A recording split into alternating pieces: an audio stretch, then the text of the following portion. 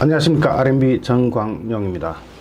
손영미 소장 사망 전후와 지금 이 사회의 모든 분위기와 또 그 뒤에 감추어진 흑막을 볼 때 이건 단순한 자살로 보기에는 굉장한 무리가 있습니다.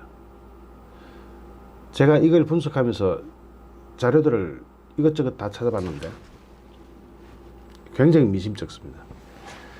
제가 며칠 전에 대한민국 최근 한 해 평균 변사자가 3만 구가 발견된다고 말씀드린 적이 있습니다.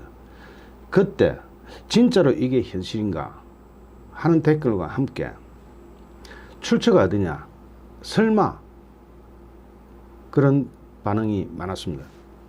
출처 정확하게 머니투데이 출처입니다. 머니투데이 그냥 허접한 인터넷 신문사 아닙니다.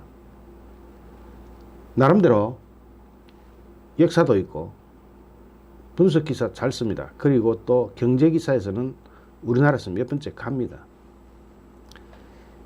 전국에서 1년에 약 3만 구의 시체가 발견됩니다. 변사자. 그 중에 10% 정도만 검시를 합니다. 검시는 시체를 한번 본다는 겁니다. 검사가 하는 일입니다. 나머지 90%는 검시도 하지 않습니다. 게다가 부검하는 경우는 거의 없다고 보시면 됩니다. 변사자가 이렇게 많이 나는데 부검이 거의 없다. 변사자의 10%가량만 검시한다. 검시만 한다. 한번 본다는 겁니다. 여러분은 이걸 안 믿으셨을 겁니다. 그런데 이거는 정상적인 언론에서 나온 정상적인 데이터고, 이 데이터는 국가기관에서 나온 데이터를 기본으로 한 겁니다. 대한민국 통계입니다. 3만 구의 변사자가 나온다. 그러면 변사체로 발견된 것만 3만 구입니다. 발견되지 않은 건 얼마나 될까요? 제가 이 자료를 보면서 저도 믿기 힘들었습니다. 그런데 윤미향 사건이 터지고 이것과 연결이 되는 느낌이 들었습니다. 반드시 느낌이 맞다, 이런 확정은 드릴 수 없습니다. 하지만 그런 느낌이 들었습니다. 왜냐? 여러분, 대통령이, 일국의 대통령이 윤미향이라는 저런 파렴치범을 편들기에 나섰습니다. 여러분은 이게 작은 일이라고 보십니까? 이건 국가기관에 종사하는 모든 경찰 또는 검찰에게 간접적인 지시를 내리는 것이라고 보지 않습니까? 혹시 그렇다고 한다면 어떤 짓입니까? 이를테면 이 사건 조용히 묻어라, 며칠 후에 엄청난 사건이 일어날 수 있으니까 좀 묻어라 하는 지시일 수도 있습니다. 그 가능성이 몇 %냐, 그게 신뢰도가 얼마나 되느냐, 그거는 놔두고 생각합니다. 그런 가능성도 있다 하는 겁니다. 그런데 여기에 있어서 또 하나 이상한 게 있습니다. 정의연에 관련된 자료를 여가부, 여성가족부에서는 싹 완전 전면 거부를 하고 있습니다. 뭐가 숨겨져 있길래? 그러면서 그 명분을 공정한 업무 수행에 지장을 줄 수 있다. 어떤 게 과연 공정한 업무 수행일까요? 국회에서 요구하는 정의연 관련 자료 제출을 싹 다 거절해버렸습니다. 그러면서 이정옥 여성가족부 장관이 정의연 회계부정과 관련해서 야당에 몰래 살짝 보고하려고 하다가 들통이 났습니다.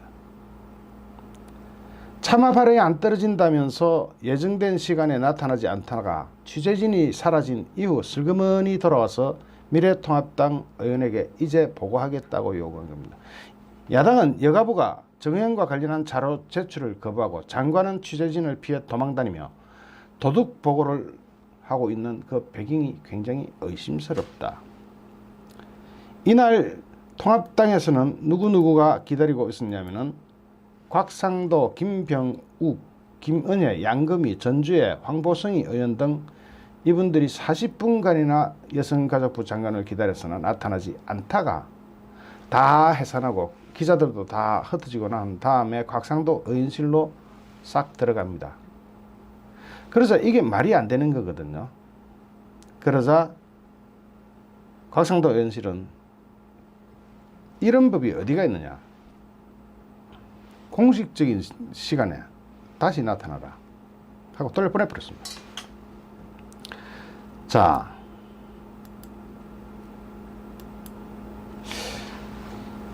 윤미향 의원 비서관은 왜 토요일날 파주까지 간 걸까? 여러분, 이거 의문부호의 첫 번째로 출발합니다. 다 알고 계시는 사항이겠지만 한 번만 더 들어주시기 바랍니다. 이거 굉장히 이상한 겁니다. 쉼터 소장 사망과 관련해서 곽상도 의원이 이런 의문을 제기했습니다. 정의기억연대 마포쉼터 소장 손영미 씨가 파주 자신의 집에 숨진 채 발견됐는데 당시 신고자가 윤미향 의원의 비서관인 것을 언급하면서 한 말입니다. 왜 토요일 밤 파주까지 간 걸까? 연락이 안 된다고, 반나절 연락 안 된다고 사람까지 찾아갈 정도면 뭔가 바쁜 일이 있었거나 의논할 일이 긴박하거나 이럴 수가 있겠죠. 막 그렇다고 친다면은 지인이 몇 시간 연락 안 된다고 토요일 밤에 파주까지 가는 것도 이상하지만 문을 두드려서 인기척이 없으면은 집에 없나 보다 하고 돌아오는 것이 당연할 텐데 굳이 119에 신고해서 강제로 문을 연 것은 우리가 알지 못하는 뭔가가 있을 것이다. 이게 방점입니다. 우리가 알지 못하는 무엇이 무엇일까? 여기서부터 하나하나를 좀 봐야 이 사건을 다룰 수가 있습니다. 통합당이 소방청으로 입수해서 공개한 당시 119 신고 녹취록을 보면 신고 시간은 6일 오후 10시 33분이었습니다. 윤미향 의원실 비서관 A씨는 119에 전화를 걸어서 차분한 목소리로 아는 분이 지금 오랫동안 몇 시간 동안 연락이 안 된다고 말합니다. 지금 아무리 두드려도 반응이 없다. 전화를 해도 집안에서 벨 소리가 안 들린다. 여기서 중요한 건요. 전화기가 집에 없었어요. 전화기가 차 안에 있었어요. 자, 굉장히 이상하죠. 여러분 집에 가실 때 전화기 차 안에 두고 가십니까? 차 내려가지고 전화기 들고 집에 가야 되는 게 일반적이죠. 차를 두고 집에 들어갔습니다. 그러니까 전화벨 소리가 안 들린다는 말이 앞뒤는 맞아요. 그런데 누가 전화기를 차 안에 두고 집에 못만 들어갑니까? 설사 전화기 두고 왔다면 가질러 가죠. 그게 일반적이죠. 자, 우선 전화기를 차 안에 두고 들어갔다는 것이니까 이 시신이 어디서 이송되어 왔다고 볼 수도 있겠고, 또는 자신의 죽음을 예감한 고인께서 전화기에 어떤 신호를 남겼을 가능성도 있고, 그러면 포렌식을 했으면 결과를 알려줘야 되죠. 경찰은 결과를 일체 안 알려줍니다. 입 싹 닦아버립니다. 못 알려주겠다. 뭐가 있길래? 자, 여기 첫 번째 의문부호가 여기서 찍힙니다. 손 씨는 사망 전 휴대전화를 집 앞 차량에 두고 귀가했다. 굉장히 미심쩍습니다. 신고 20분 후인 10시 55분경에 119 소방차는 경찰과 함께 이곳에 도착해서 문을 강제로 열고 손 씨의 죽음을 발견했습니다. 조수진 통합당 의원은 이와 관련해서 증거인멸 또는 사전 모의를 위해 고인과 연락을 취하다가 찾아간 것은 아닌지 의심스럽다. 이건 아주 순진하고 아주 일반인들이 할 수 있는 생각입니다. 증거인멸 또는 사전 모의. 자, 무슨 증거를 인멸하고 싶었을까?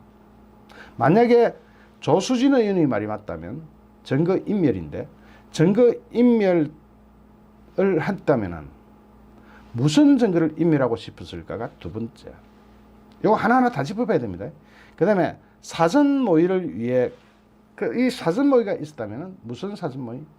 돈 세탁에 대한 답변에 대한 사전 모의가 있었을 것이라는 게 세 번째 의혹입니다. 자, 돈 세탁 나왔습니다.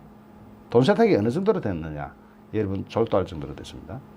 이런 가운데 서울 서부지검은 손씨 사망 사건을 조사 중인 파주경찰서에 가서 압수수색 영장을 제시하고 휴대전화 등 고인의 유품을 가져갔습니다.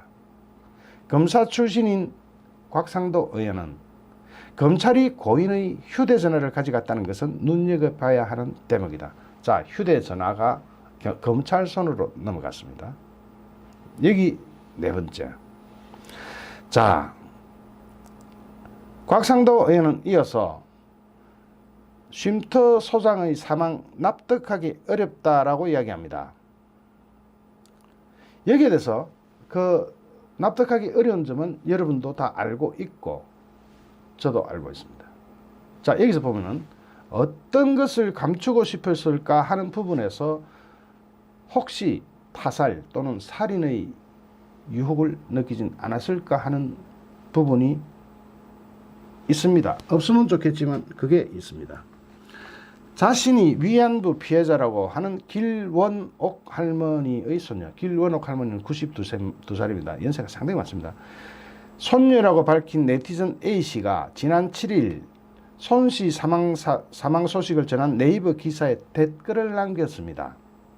그는 저 소장님이 할머니 은행 계좌에서 엄청난 금액을 빼내서 다른 은행 계좌에다가 보내는 등의 돈 세탁을 해온 걸 알게 되어서 이 부분에서 다섯 번째. 자, 이게 무슨 말이냐?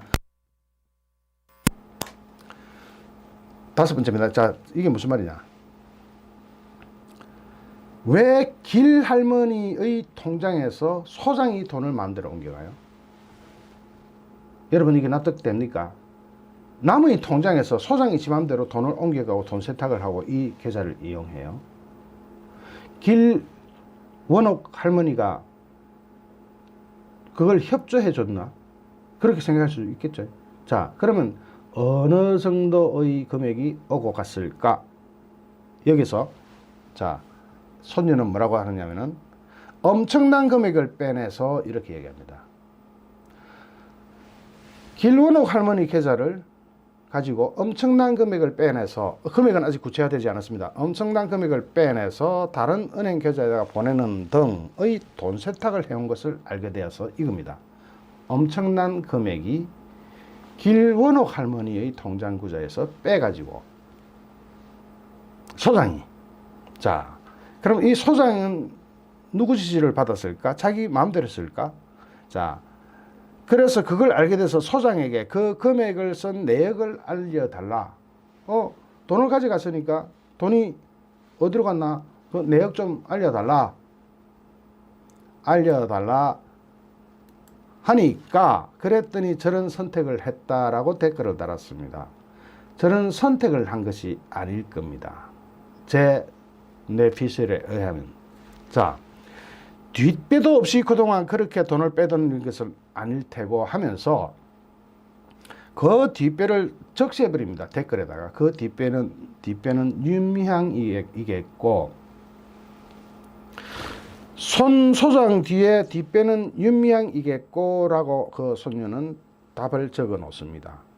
손 소장은 길 할머니의 돈을 엄청난 금액을 빼가지고 이동시키고 그 뒷배는 윤미향이겠고 라고 아주 실명을 밝혀서 댓글을 씁니다. 그러면은 윤미향이 이걸 알고 있다면 졸도하겠죠.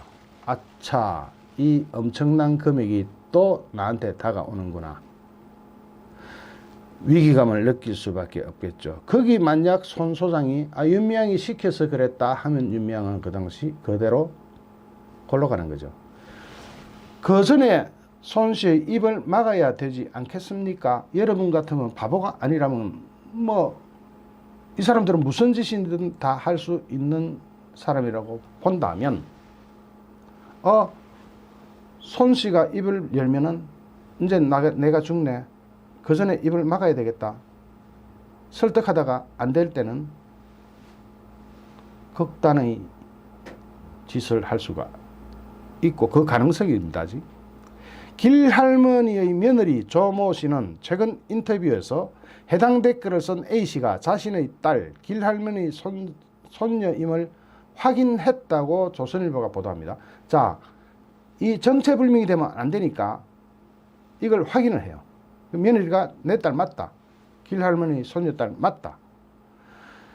그러면 여기에 대해서는 사실관계가 분명하죠. 자, 딸이 사실관계를 제대로 알고 댓글을 쓴 게 맞느냐 하니까 알고 쓴 게 맞다. 재확인 나옵니다. 알고 쓴 게 맞다. 자, 이래 되면은 범죄의 힘의점이, 범죄가 일어날 때는 동기가 있죠. 동기가 분명해지는 단계로 갑니다. 알고 한 게 맞다. 그러면서 국가에서 위안부 피해자에게 돈이 그렇게 많이 나오는지 몰랐다. 고 답했다. 이건 뭐냐? 길할머니 통장에 국가에서 돈이 엄청나게 지급됐는데 그것을 조 소장이 다 빼돌렸고, 다 빼돌릴 때 그 뒷배는 윤미향일 것이다 하고 딱 적시가 되어 있단 말입니다. 그렇다면 이 돈을 빼서 어디로 갔는지도 수사 대상이겠지만 그 돈을 뺀 행위, 남의 돈을 갈취한 거죠. 뺀 행위를 저지른 사람이 소장이고 그 소장이 죽었다. 그렇다면 그 소장이 그 엄청난 금액이라고 표기되어 있습니다. 금액이 구체화되지 않았어요. 그 엄청난 금액을 길할머니로부터 빼가지고 어디론가 또 송금을 했는데 그 중간에 윤미향의 지시에 의해서 했다면 소장과 윤미향 사이에 이게 네가 시켰지 내가 했나 뭐 이렇게 아규가 있을 수가 있죠. 다툼이 생길 수가 있습니다. 그럴 때 자, 협조했는데 이 사람이 협조를 안 할 것 같으면 어떤 선택을 하게 될까요?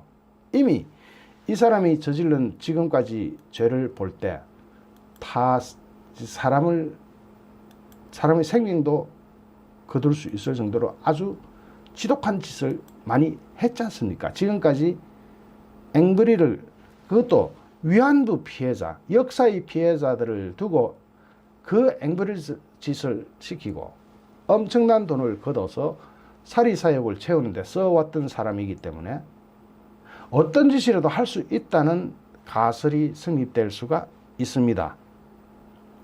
그러면서 정작 당사자인 길할머니와 길할머니의 며느리와 길할머니의 손녀딸은 그렇게 돈이 많이 나오는 줄 몰랐다라고 이야기합니다. 여성가족부에 따르면 일본군 위안부 피해자 생활안정지원 대상자로 결정되면 정부로부터 4,300만 원의 특별지원금을 일시로 받고 매달 147만 원의 지원금과 152만 원의 간병비를 받습니다. 그러면 매달 약 300만 원 가까운 돈과 4,300만 원을 일시불로 받았고 매달 300만 원 가까운 돈이 들어오고 이걸 또 홀랑 다 빼가지고 자기네들이 썼다면, 자, 여기에 길 할머니는 2017년 국민 모금으로 조성된 1억 원도 받았습니다. 그중 5천만 원을 정의연에 기부했는데 1억 원을 국민 모금으로 받았습니다. 받아서 반땅 취재가 5천만 원을 정의연에 기부를 했는데 정의연 결산 서류 기부자 명단에 길 할머니는 없습니다. 그러면 그 5천만 원도 사적으로 닦아 써본 거죠. 자, 이렇게 엄청난 돈들이 왔다 갔다 하면서 그것이 금액의 크기가 중요한 것이 아니라 본인 모르게 본인도, 본인의 며느리도, 본인의 손녀도 모르게 이 통장에서 돈을 마음대로 빼가지고 어디론가 송금을 했던 그 소장, 그 소장의 그 길할머니 한 사람한테서만 그렇게 했다고 보십니까? 그건 논리적으로 성립이 안 되죠. 자, 이렇게 동기 부분을 한번 체크해 봅니다. 동기 부분 이것도 지금 현재까지는 가설입니다. 하지만 그 가설이 어느 정도로 맞아떨어지는지를 한번 보겠습니다. 자, 그러면서 미래통합당 윤미향 검정 타스크포스 위원장인 곽상도 의원이 평화의 우리집 소장 손영미 씨 사망사건과 관련해서 안전체로 스스로 목을 졸라 사망했다는 것은 납득이 가지 않는다며 의혹을 제기했습니다. 이건 처음에 경찰이 이걸 해명할 때 굉장히 이상한 해명을 했어요. 뭐냐? 경부 압박에 의한 사망, 경부가 여기입니다. 여기 압박에 의한 사망으로 수사 결과를 발표하다 치는데, 아니 본인 손으로 어떻게 이걸 압박해서 사망할 수가 있느냐? 그건 불가능하거든요. 사망 전에 손에 힘이 풀려버리기 때문에 이게 안 됩니다. 의지가 아무리 강해도 안 됩니다. 절대로 안 돼요. 물리적으로 안 됩니다. 힘이 풀려버리잖아요. 전혀 될 수 없는 것을 그렇다고 경찰이 발표하자 그때부터 확 국민 사이에 의문이 일기 시작했습니다. 어떻게 본인 손으로 본인의 목을 잘라서 죽을 수 있느냐? 이것은 본인이 아무리 힘이 세고 잘한다 하더라도 사망 직전에 여기에 손에 힘이 풀려버리기 때문에 목을 놓을 수밖에 없습니다. 의지가 아무리 세도 안 됩니다. 그래서 더 이상한 게, 자, 그러자 경찰이 뭐라고 두 번째 해명했냐면은 목을 매서 자살한 것처럼 이야기했습니다. 그 해명도 굉장히 이상해요. 목을 매서면 어디 기둥이 있어야 되고 못을 박았든지 뭐가 있어야 되는데, 그럼 어디에서, 이게 중요해요. 어디에서? 화장실에 앉은 채로 스스로 목을 졸라 사망했다는 것은 이건 말도 글도 안 됩니다. 자, 여러분 집에 댁에 다 샤워기 있죠. 그 샤워기로 목이 감겨져 있었다고 합니다. 이 샤워기를 목에 감으려고 그러면, 목에 감고 사망에 이르려고 그러면 샤워기 꼭지가 위쪽에 있어야 됩니다. 그런데 앉은 자리 바로 위에, 그러니까 우리 욕조 같은 데 보면은 샤워기 꼭지가 낮은 데서 물이 나오고 위로 올라가서 샤워를 하죠. 그런데 여기에 걸려 있었다는 겁니다. 그러면 앉은 키보다 조금 높을 수밖에 없는데 그게 가능해요? 그런 높이에서. 이를테면 높은 데서 목을 메고 의자를 찬다든지 해가지고 하면은 그게 가능하겠지만, 샤워기 줄이 사람의 목을 조를 정도로 강하지도 않을 뿐더러 그 연결 부위가 연결되어 있는 그게 안전키랑 거의 차이가 없다 그러면 이게 어떻게 사람이 거기서 자살을 할 수가 있습니까? 지금 이런 이상한 형국에서 이상한 정말 그 경찰의 해명, 여기서 경찰 자체가 이상하다는 것을 또 곽상도 의원이 지적을 합니다. 즉 이런 이상한 죽음에 최초로 신고한 사람은 윤미향의 보좌관이다.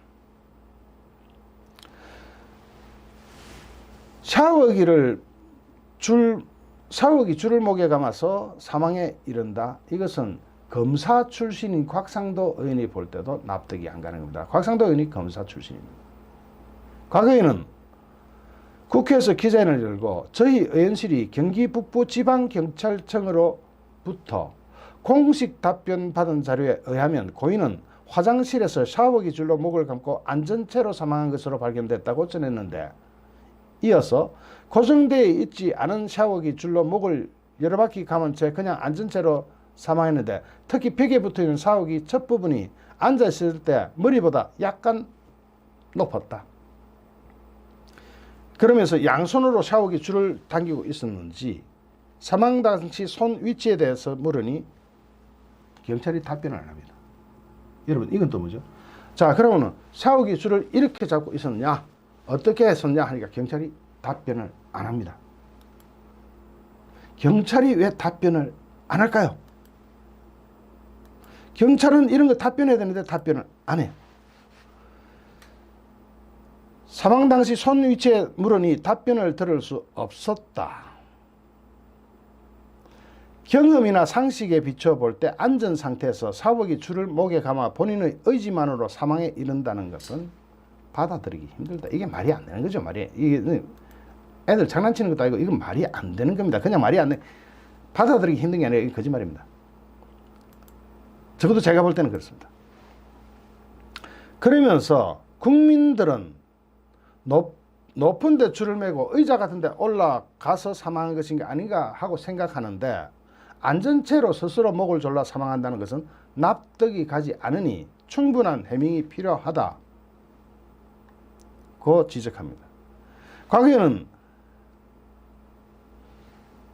손씨 사망 사건을 보도한 기사 댓글에 위안부 피해자 할머니 유가족이라는, 아까 방금 말씀드린 손녀가 이용수 할머니 기자회견 뒤에 소장이 할머니 은행 계좌에서 엄청난 금액을 빼내서 다른 은행으로 보내고 있었다는 돈 세탁을 해온 것을 알게 돼서 그것을 물어봤더니 저런 일이 일어났다.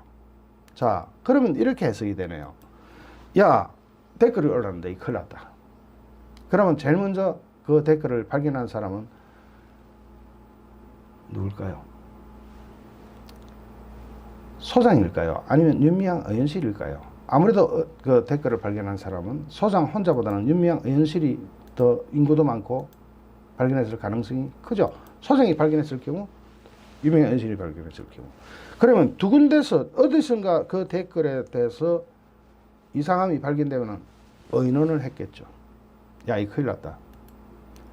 그 의논 끝에 사망했다면 사망 동기가 그것을 지시한 사람한테 사망 동기가 갈 수가 있겠죠.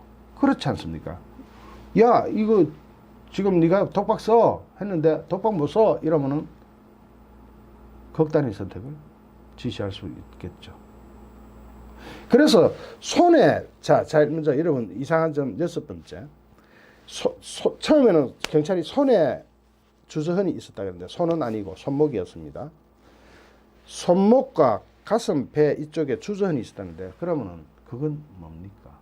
애초에 경부 압박에 의한 질식사를 할 것 같으면은 주저흔이 여기 있으면 안 되죠. 경찰의 해명이 점점 수상해지는 건 주저흔이 있었다는 겁니다. 주저흔이 여기 있고 여기 있었는데 뭐 갑자기 목을 졸라 죽었다. 이게 무슨 말인지 글인지 손지 이건 구분이 안 되는 거죠. 그럼 왜 주저흔에 대한 설명은 없을까? 자, 그러면서 방금 아까 보셨다시피 뒷배도 없이 그렇게 돈을 빼돌린 것은 아닐 테고 그 뒷배는 윤미향이라고 탁 실명 지목을 합니다. 누가? 길할머니 손녀가. 그러면서 이 댓글이 사실이라면 고인과 관련된 분들 사이에 여러 가지 이야기가 오갈 수밖에 없었고 개인 계좌 후원 및 위안부 할머니 계좌 돈 인출 같은 내용은 사망사건과 인과관계가 있다고 볼 수밖에 없기 때문에 이런 내용도 규명돼야 된다. 인과관계가 뭡니까 여러분? 원인과 결과의 관계입니다. 그죠? 결과는 사망사건이 일어난 겁니다. 그러면 인과관계가 설명되려면 원인에 대한 설명이 돼야 되죠. 원인에는 또 자의적 원인과 타의적 원인이 있을 수 있고 그것이 타의적 원인이든 자의적 원인이든 동기가 또 있어야 되죠. 동기. 이 동기를 설명하는 데는 지금 이 사건만큼 명쾌한 게 없다고 봅니다. 이미 돈을 그렇게 도적질을 했건 세탁질을 했건 그 윤미향 손녀의 표현에 의하면 엄청난 금액이라고 했는데 엄청난 금액이 그 계좌에서 빠져가지고 어디로 갔다. 그 지시는 누가 했을까? 만약 비자금을 감춰놓은 계좌로 길할머니의 계좌를 이용했다면 어떻게 됩니까? 그 비자금이 형성된 것부터 아니 두 가지죠. 비자금인지 아니면 길할머니 돈인지 엄청난 금액으로 하면 길할머니 돈을 포함해서 또 다른 것도 있을 수 있는 겁니다. 이렇게 될 때 그것을 총괄적으로 핸들링할 수 있는 사람은 윤미향 의원밖에 없죠. 자 그러면 여기서 또 재밌는 게 있습니다. 과거에는 경찰이 손 씨의 휴대전화 포렌식을 다 했다고 해서 포렌식 다 했으면 이제 결과를 알잖아요. 포렌식 다 했다며 윤미향으로부터 문자를 받았느냐 문자를 받았는지 여부 누군가로부터 협박성 발언 여부를 물었더니 누군가한테 협박받았느냐 했더니 경찰은 밝힐 수 없다. 여러분 왜 못 밝힐까요? 경찰이 왜 못 밝힐까요? 못 밝히는 건지 안 밝히는 건지 밝힐 수 없다. 포렌식 결과도 밝힐 수 없다. 고인이 사망 전 누가 통화했는지 어떤 내용의 문자 메시지를 주고받았는지 등 사건의 실체를 밝히는데 핵심적인 부분인데 수사기관은 포렌식 결과에 대해서 투명하게 공개해 주기를 바란다 하고 곽상도 의원은 요구하고 있습니다. 자, 또 손 소장의 사망 추적 시각, 손 씨가 파주자택에 들어가기 전후 시간대, 그 전후 시간대가 CCTV가 주변에 다 있을 거 아닙니까? CCTV에 찍힌 출입자가 몇 명인지, 그 사람들에 대해서 조사는 했는지 물어봤더니 거기에 대해서도 답변이 없었던 것 같습니다. 과거에는 곽상도 의원은 기자회견 후 손 씨 사망이 끝내 납득이 가지 않는 방법으로 설명되지 않을 경우에는 문재인 정부의 의문사로 갈 수 있다. 여러분, 우리나라에 제가 방금 말씀드릴 때, 이 프로를 시작할 때 3만 명이 1년에 의문적으로, 어쨌든 3만 구의 변사체가 1년에 발견되고 있다. 졸도할 이야기를 제가 정식 뉴스로 다뤄가지고, 이거는 뉴스의 출처까지 밝히면서 제가 이야기를 꺼냈죠. 그런 의문의 죽음 뒤에 누가 했을까, 어떤 일이 있을까를 추정해 본다면, 자, 이제부터 졸도할 이야기가 나옵니다. 지난 1일 중국 단둥에서 한국인 대북 사업가가 아파트에서 추락한 채 발견됐습니다. 정부는 현재 중국 공안이 수사 중인 사항이라면서 아는 바가 없다라고 밝혔습니다. 교민사회 일각에서는 이 사업자가 북한 내부 정보를 수집해서 남한 정보기관에 넘기다가 암살당했다는 의혹을 제기합니다. 프리덤 앤 라이프라는 소식지는 사망한 사업가 A씨는 북한 공작원에 의해서 사살당한 듯하다. 유수는 없었다. 유수가 없었다는 게 대부분 일치하는 부분이 많습니다. 있어도 이상한 유수가 나오거나. A씨가 숨진 채 발견된 지점은 사람이 던지지 않고서는 다다를 수 없는 곳이었다. 때문에 누군가 A씨를 아파트 베란다 바깥으로 집어던져 살해했다는 의혹이 제기됐다. 매체는 북한 공작원들이 A씨를 살해한 게 아닌가라고 의심했습니다. A씨가 대북 무역을 하는 과정에서 알게 된 북한 관련 동향을 정보기관 어쩌고 저쩌고 이렇게 해서 됐다. 매체는 자살할 뚜렷한 동기가 없는 A씨가 왜 갑자기 아파트에서 추락해서 숨졌는지 그 원인을 규명해야 된다. 그런데 외교부는 중국 공안에서 조사 중이고 밝힐 내용이 없다. 정보사는 우리랑은 무관하다. 자, 중국 단둥에서 일어난 일입니다. 그러면 여기서 이 두 사건을 연관짓지 마십시오. 아직 거기까지 안 갔습니다. 의문사가 대단히 많이 일어나고 있다는 겁니다. 북한은 일단은 그런 조직을 운영하고 있고 굉장히 자랑스럽게 외부에 공개하고 있습니다. 자, 여기서 여러분, 노회찬 의원은 어떻게 되었을까요? 어떻게 돌아가셨을까요? 자, 이용식 건국대학교 의학전문대학원 교수가 이렇게 말했습니다. 당시에 두경부 외과 전공인 이 교수는 17층, 18층 아파트에 떨어지게 되면 벽에서 1m 내로 떨어진다. 6에서 8m 내로 떨어지는 것은 외력이 작용했다고 보는 것이 정상이다. 신고한 경비원이 발견 직후 맥박을 쟀더니 잡히지 않았다고 했는데 심장은 자율기관이라서 바로 멈추지 않는다. 타살 이후 떨어진 게 아닌가는 의심이 든다. 아무리 봐도 노회찬은 타살인데 그 당시 의문이 많이 제기됐죠. 여기서 키포인트. 왜 부검을 하지 않았냐. 노회찬 같은 분이 죽었는데, 돌아가셨는데 왜 부검을 하지 않았을까? 경찰은 유수가 본인 자필이 맞다. 다른 사람이 개입할 여지가 없었다. 더 낮은 거리에서도 그보다 멀리 투신하는 경우도 있다. 날아갈 수도 있으니까. 타살 의혹을 반박했지만 부검은 안 했습니다. 여러분, 이것이 정말로 희한한 게 정몽헌 회장이 돌아가셨을 때를 또 한번 보겠습니다. 정몽헌 회장의 죽음 역시 자살이라고 공식 발표됐습니다. 첫 번째 의문은 12층 높이에서 떨어졌는데도 시신 발견 당시 별다른 상처가 발견되지 않았습니다. 12층 높이에서 확 떨어졌는데 별다른 상처가 발견되지 않았다. 두 번째 의문은 정몽헌 회장의 유서 내용이 의문투성이다. 필체가 휘갈겨져서 맞춤법이 틀린 곳이 많다. 정몽헌 회장은 맞춤법을 틀리게 쓸 만큼 교육받지 못한 사람이 아니죠.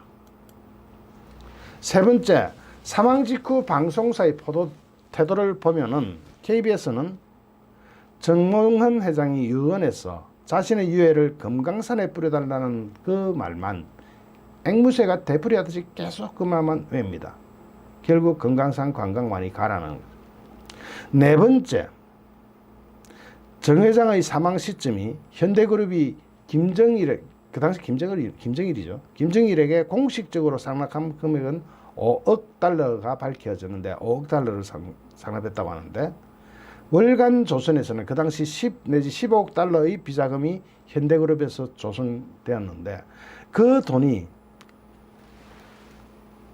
김정일이한테 들어갔는지 남한의 정치 거물들이 닦아 놓아 써버렸는지 배달 사고가 일어났는지 안 밝혀지고 밝혀지기 전에 사망했다는 점. 밝혀지기 전에 사망해버리면 더 이상 조사가 안 되니까. 자, 다섯 번째, 정몽헌 회장의 미망인 현정원 현대레베타 그룹 회장의 태도. 결코 남편이 자살했다는 점을 믿을 수가 없다. 정몽헌 회장의 자살 여부는 저도 지금까지도 자살을 믿지 않습니다. 자, 석연치 않고 의문스러운 죽음이 우리 사회에 너무 많습니다. 특히 이러한 사건들이 보수 정권 시절에 일어나던가요. 지금 현재 가장 위험이 있는 사람이 누구죠? 이분은 꼭 살려야 되겠습니다. 그래서 제가 꼭 언급을 해야 되겠습니다. 박상학 씨입니다. 지금 북한은 이한영, 김정일의 처조카 이한영을 북에서 내려보낸 사람에 의해서 피살됐습니다. 사살했습니다. 권총으로 했습니다. 황장엽 암살 지시에 따라서 탈북자로 위장해 국내에 침투한 암살당 김명호, 동명관, 이동삼 이 사람들이 테러 실행 직전에 검거된 바 있습니다. 박상학 씨한테는 안하경이 탈북자로 위장한 안하경이 독침으로 테러를 시도하다가 체포된 데 이어 보위성 간첩 김영수는 권총을 들고 내려와 가지고 체포 구속됐습니다. 그런 박상학이 한때 이상한 이메일이 최근에 날아왔습니다. 이메일 그대로 한번 읽어보겠습니다. 지금 우리 사회는 굉장히 이상한 상황으로 가고 있습니다. 박상학 보아라. 너도 알다시피 이제 너희 시대는 끝났다. 우리가 파악한 데 의하면 첩보기관에서도 너를 암살하려고 한다. 심지어는 북한의 소행으로 뒤집어 씌워서 결국 이래 주거나 저래 주거나 네 목숨은 개 목숨보다 못한 신세다. 네 스스로 네 목숨을 거두는 것이 가장 깔끔할 것이다. 네 옆집에서 너를 지켜본다는 것을 명심해라. 끝. 여러분, 이런 메일이 박상학 대표한테 도착했습니다.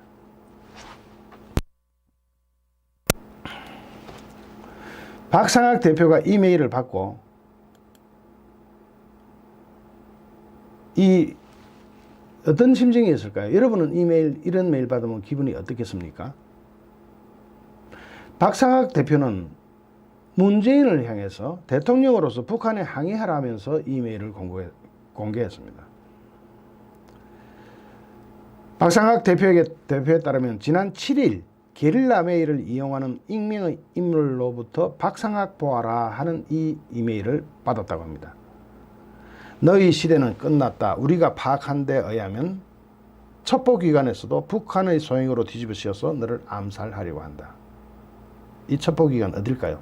여러분, 북한이 하는 게 아니라 우리 대한민국의 첩보기관에서도 너를 암살하려고 한다. 여러분, 박상학 씨가 지금 이런 위치에 몰려 있습니다. 우리가 파악한 데 의하면 첩보기관에서도 이 첩보기관은 대한민국의 첩보기관을 의미합니다. 북한의 소행으로 뒤집어 씌워서 너를 암살하려고 한다. 암살하고 나서는 북한의 소행이더라고 뒤집어 씌워봅니다. 그러면서 이래 주거나 저래 주거나 네 목숨은 개 목숨보다 못한 신세라면서 네 스스로 네 목숨을 거두는 게 가장 깔끔할 것이라고 이야기합니다. 그리고 네 옆집에서 늘 너를 지켜본다는 점을 명심해라. 누굴까요? 여러분 누구라고 생각하십니까? 박상학 대표는 이것이 김정은이 말하는 한반도 비핵화, 우리 민족끼리 자주적 평화 통일의 본질이냐? 대화공세, 평화공세의 뒤에서 사실과 진실을 말하는 대한민국 국민을 살인 테러하겠다는 것이 우리 민족끼리냐? 라고 북한을 비판합니다. 자유북한운동연합에 따르면 협박 메일을 받은 뒤에 이 메일을 국가정보원과 경찰에 연락을 했지만 국정원은 경찰에서 취급해야 한다고 경찰한테 밀어버리고 경찰은 국정원 소관이라면서 국정원한테 밀어버리고 아무도 신경을 안 써줍니다. 자, 이게 대한민국 국가입니다. 이런 무시무시한 메일을 받았는데 국정원은 경찰로 밀어보고 경찰은 국정원으로 밀어보고 과거 북한에서 내려보낸 안하경의 독침 테러, 김영수의 총격 테러 시도 사태를 언급하면서 북한으로부터 수십 차례에 걸쳐 살인 협박을 받았지만 국정원과 경찰이 이처럼 이번 건처럼 나몰라라 하는 경우는 처음 봤다라고 한탄을 합니다. 그러면서 김정은이 국민을 살인 테러 협박을 하는데도 항의조차 하지 않는 문재인 정부는 아예 김정은의 핵 인질로 전락해 국민의 생명보호를 포기하려느냐면서 문재인을 향해서 살인 테러 지령자 김정은에게 국민에 대한 살인 협박을 당장 중단하라고 항의 좀 해라 하고 촉구했습니다. 자, 지금 우리는 희한한 시대에 살고 있습니다. 민주당에서는 당 내에서는 절대로 언급하는 단어를 정해놓고 있는 것 같습니다. 윤미향 언급하면 안 돼. 조국, 홍콩을 민주당에서 언급하는 거 봤습니까? 울산 부정선거, 라임, 빵박스가 뭡니까? 부정선거, 4.15 부정선거. 이거는 민주당에서 일체 거론을 하지 않고 거론을 하면은 금태섭의 경우처럼 되는 그런 만평입니다. 그러니까 이해찬은 윤미향을 등에 업고 참 어이가 없는 그런 짓을 하고 있는 겁니다. 특히 자, 이 부분 주목해야 됩니다. 지금 이것이 아까 제가 이야기해 왔던 북한과 윤미향의 고리를 직접 연결하는 것은 아직은 위험합니다. 연비가 될 수가 있죠. 윤미향이 했다면 오히려 박상학의 이메일에서 단서를 찾을 수도 있을 겁니다. 박상학의 이메일 단서가 어떻게 됩니까? 자, 우리가 파악한 데 의하면 첩보기관에서도 너를 암살하려고 한다. 심지어 북한의 소행으로 뒤집어 씌워서. 북한은 자기네들이 안 하지만 대한민국의 첩보기관에서 너를 암살하려고 한다. 그리고 북한한테 책임을 돌릴 것이다. 그렇다면 주체는 북한이 아닌 게 되죠. 경찰이 이 쉼터 소장의 휴대전화를 포렌식 다 했다고 해서 경찰 관계자에게 윤미향으로부터 문자를 받았느냐, 그게 포렌식에 있더냐, 누군가로부터 협박성 발언 여부를 물었더니 밝힐 수도 없고 포렌식 결과도 밝힐 수 없다라고 한다고 설명했습니다. 이거 아주 중요합니다. 경찰이, 대한민국 경찰이, 아까 박상학 씨를 누가 위할 것이라고 북한에서 보냈다고요? 우리 대한민국의 첩보기관이, 이번에는 경찰이 덮어지고 있죠. 이어 고인이 사망 전 누구와 통화했는지, 어떤 내용의 문자 메시지를 주고받았는지는 사건의 실체를 밝히는데 핵심적인 부분이라면서 수사기관은 포렌식 결과에 대해 투명하게 공개해 주기를 바란다. 공개해 줄까요? 왜 숨길까요? 잠깐만요.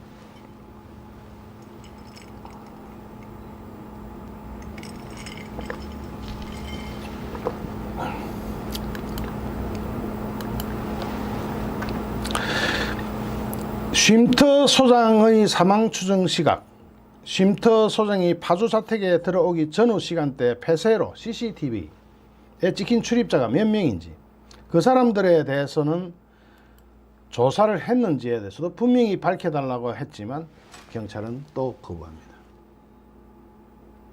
경찰이 과거에는 수사 책임자인 배영숙 파주경찰서장의 교체도 요구했습니다. 자, 여기 중요합니다. 잘 보세요. 과거에는 배용석 서장은 2018년 총경으로 승진해가지고 청와대 민정수석 비서관실에 파견 근무했고 청와대 출신이에요. 올해 1월 파주경찰서장으로 부임한 경력 때문에 의심을 거두기 어렵지 않느냐. 자, 아까 윤미향을 봐주고 있는, 윤미향을 카버링하고 있는 사람이 누구라 그랬죠? 여러분, 윤미향을 카버링하고 있는 사람이 누구라 그랬죠? 제가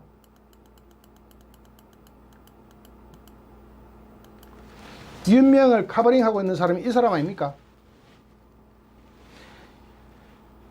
아니, 어떻게 저런 파렴치범을 대통령이, 일국의 대통령이 나서서 편을 듭니까? 저런 파렴치범을. 자, 윤미향의 뒤를 봐주고 있는 사람이 그러면 누구라는 이야기입니까? 자명해지잖아요. 지가 나서서 직접 했잖아요. 편을 들어라. 그러면 일국의 대통령이 윤미향 편들기에 나서면 경찰이 인사권을 모두 가지고 있는 대통령의 눈치를 안 볼까요? 그러면은, 자, 경찰이 이걸 커버링 하는 데 있어서 거기에 청와대에서 내려온 사람이 있었다. 그 사람이 누구냐?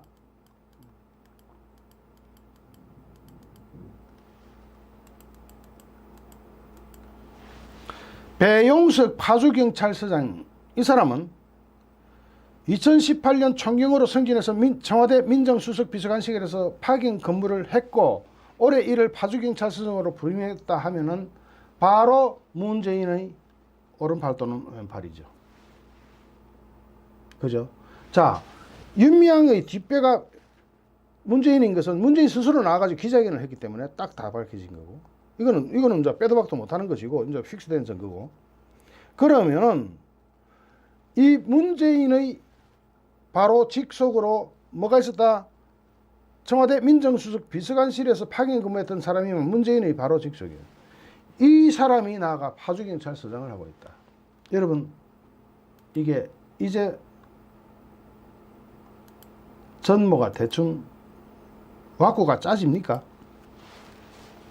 그래서 이 배용석 파주경찰서장 교체를 요구하고 있습니다. 과거에는 경찰에서 자살로 종결하면 어떻게 대응할 것이냐고 묻자 우리가 할 수 있는 방법이 뭐가 있었는지 생각해 봐야 되겠다. 고작 103석으로 뭘 할 수 있을까요? 하지만 군자라님 감사합니다. 하지만 어떻게 보면 문재인 정부의 의문사로 갈 수도 있지 않겠느냐라고 답합니다. 문재인 정부 시절의 의문사. 자, 이렇게 만약에 정상적인 사망 사건의 뒤에 아무런 의혹도 없고 그게 없어도 지금 굉장히 이상한 일인데, 자, 돈이 움직였다, 그죠? 이제 보셨죠? 돈이 어떻게든 길 할머니의 돈을 저가 마음대로 주물러 버렸고, 주물른 사람은 소장이고, 소장 뒤에는 유명이 있다는 것을 손녀가 밝혔고 지목을 했고, 아예 딱 실명으로 지목을 딱 했고, 유명 뒤에는 문재인이 있다는 게, 문재인 지가 나와서 저기 유명을 카버링 해버렸으니까. 자, 이렇게 쭈르륵 연결이 되죠. 거기다가 지금 현재 수사를 하고 있는 경찰서장은 청와대 민정수석 비서관실에서 근무했던 바로 그 사람. 소장. 제일 먼저 소장. 그 다음에 소장 밑에 길할머니 통장. 길할머니 통장 위에 소장. 소장 위에 윤미향. 윤미향 위에 문재인. 문재인 밑에 꼬봉. 청와대 출신. 민정수석 비서관 출신. 경찰이 바로 그 파주 경찰서장. 이제 고리가 대충 형성되는 그 얼개가 이해가 되십니까? 이 얼개가 대충 이해가 되셔야 합니다. 이 사건은요, 현 정권에서 개입했다는 많은 정황들이 유추가 가능해지기 때문에 굉장히 위험한 사건입니다. 그러므로 이것은 제2의 박종철 사건이 해당될 수가 있습니다. 제2의 박종철 사건이 될 수도 있는 이 어마어마한 사건을 두고 제가 민주화 세력들한테 묻겠습니다. 우리가 문제가 아닙니다. 이거는 저들이 문제. 침묵하시겠습니까? 그렇다면 당신네들도 공부만이라는 이야기 아닙니까? 이런 어마무시한 일에 침묵을 하신다면 당신네들도 바로 공범이라는 이야기 아닙니까? 잠시 후 또 다른 주제로 여러분을 찾아뵙겠습니다. 시청해주신 여러분 고맙습니다. 감사합니다.